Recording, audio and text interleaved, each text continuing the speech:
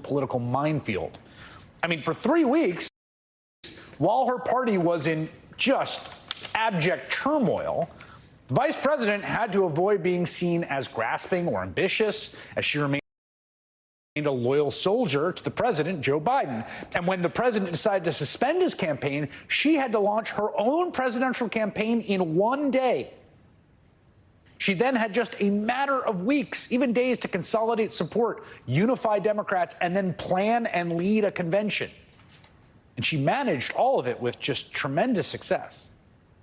And so just 52 days into her campaign for president, Kamala Harris entered last night's debate with an immense task before her. Vice President needed to navigate a bunch of contradictory imperatives. She had to shore up her Democratic coalition while also reaching out to those all-important swing voters in swing states.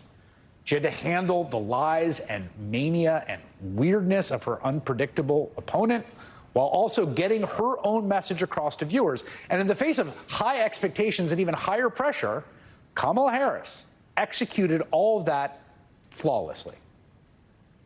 On one of the most important issues in this election, abortion, Kamala Harris eviscerated the former president's position and spoke directly to the experiences of American women.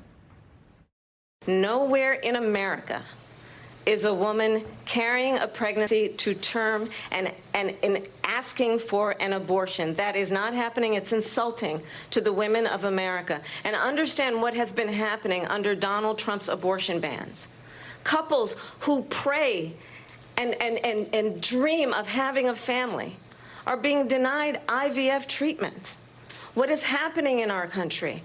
Working people, working women who are working 1 or 2 jobs, who can barely afford childcare as it is, have to travel to another state to get on a plane sitting next to strangers to go and get the health care she needs. Barely can afford to do it, and what you are putting her through is unconscionable. Harris also used her opponent's psychological weaknesses to her advantage. At multiple points, in seemingly almost every answer, she deliberately baited Trump with lures she knew he just wouldn't be able to resist. I'm going to actually do something really unusual, and I'm going to invite you to attend one of Donald Trump's rallies, because it's a really interesting thing to watch. You will see during the course of his rallies, he talks about fictional characters like Hannibal Lecter. He will talk about windmills cause cancer. And what you will also notice is that people start leaving his rallies early out of exhaustion and boredom. Personally, let me respond as to the Please. rallies. She said people start leaving. People don't go to her rallies. There's no reason to go. And the people that do go, she's bussing them in and paying them to be there, and then showing them in a different light. So she can't talk about that. People don't leave my rallies. We have the biggest rallies, the most incredible rallies in the history of politics. Showing them in a different light? What? What does that mean? Vice President finished the job with what can only be described as a punch to the gut, painting Donald Trump as a loser and a disgrace. Donald Trump was fired by 81 million people. So let's be clear about that. And clearly he is having a very difficult time processing that. But we cannot afford to have a president of the United States who attempts, as he did in the past, to upend the will of the voters in a free and fair election. And I'm going to tell you that I have traveled the world as Vice President of the United States, and world leaders are laughing at Donald Trump. I have talked with military leaders, some of whom worked with you, and they say you're a disgrace.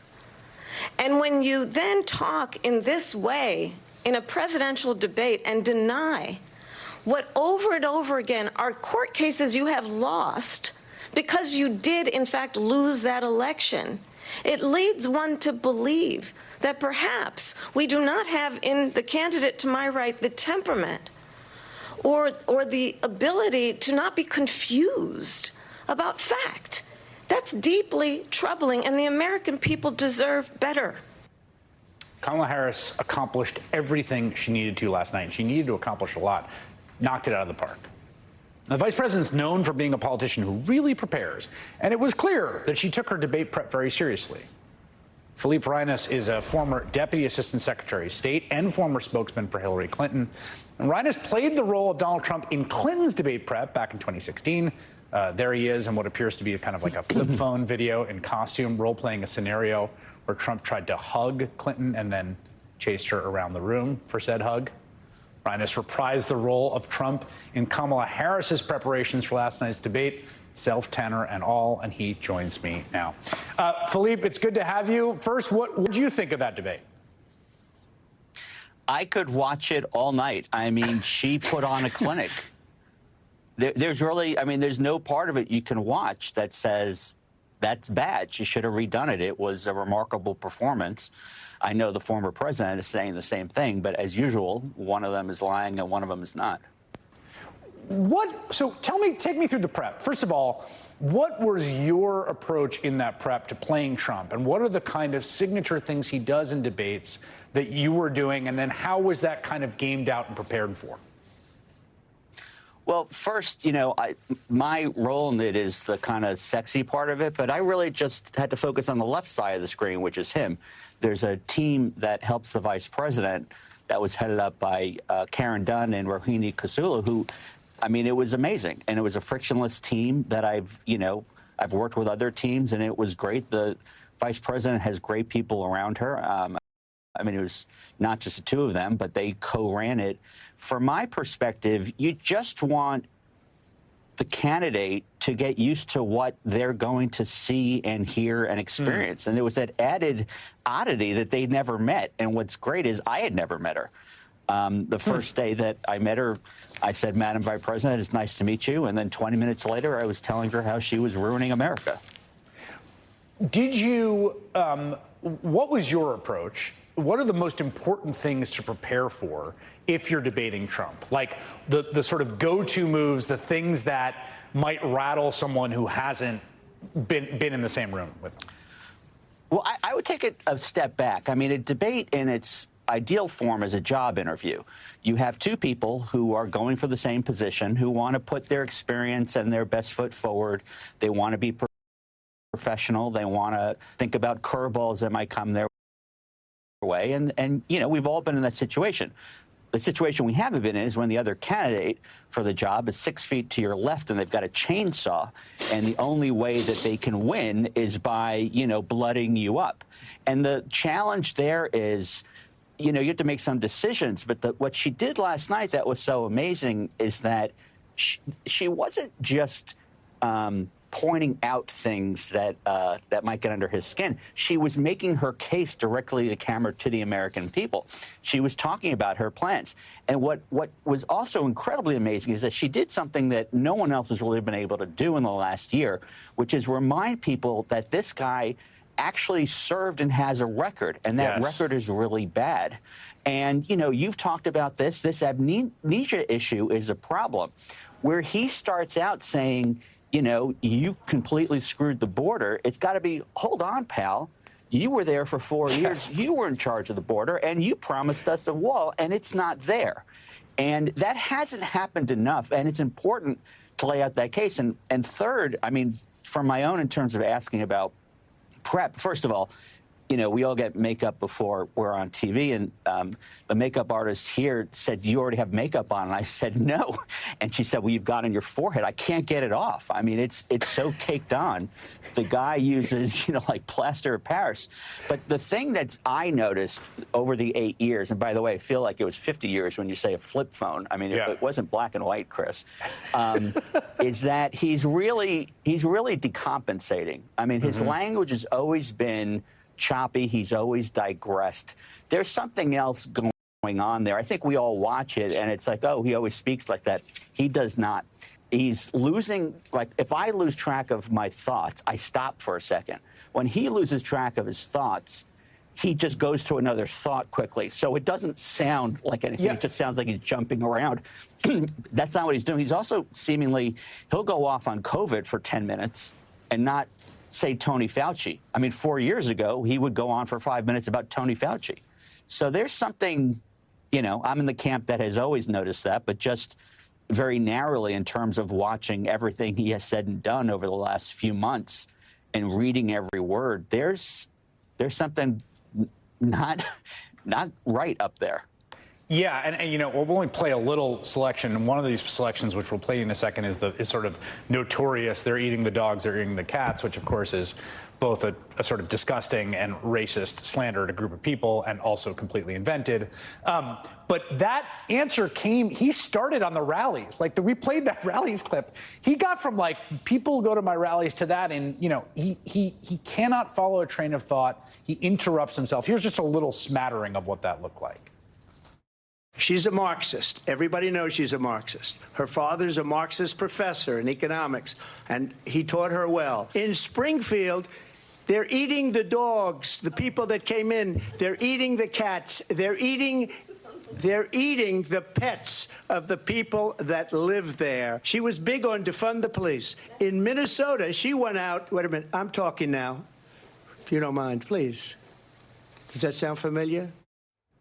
He was very proud of that last one. He referred to it as cute, and he gave a little kudos to himself afterwards that he was like calling back a I'm speaking moment. In terms of the sort of set pieces, like the baiting, how much of that was planned? Like it seemed to me that there were certain things that you know he won't leave alone.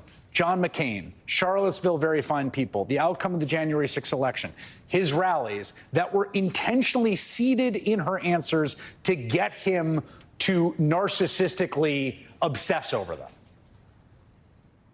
I think, look, you know, she has seen him over the years. The guy's debated 7 times. This was his 7th general election. He debated, I think, 11 times in the primaries, notably 0 times in the 2024 primaries, and yet he calls everyone out for being scared. I think she was almost acting like she was watching it, like she was, you know, kind of watching it on TV and saying, hold on, dude. I mean, what about this? Because that's what she was doing, was calling out facts. You know, what's particularly, I think, telling when you show these clips of his digressions or whatever you want to call them is that they make no sense. So fine. He's not Rubik's Cube. He's not hard to figure out. He's Jenga. You know, you just push one thing and he falls apart. But if you say your crowd sizes are low and people leave, why wouldn't you say that's not true? That's very mean. I'm really proud. They're the biggest things. What he actually starts doing is a different level of insanity. Yes. I mean, you're revealing it's a subset. I mean, what he's saying has never been truthful. It has never been real. It has never been normal, but it is decompensating.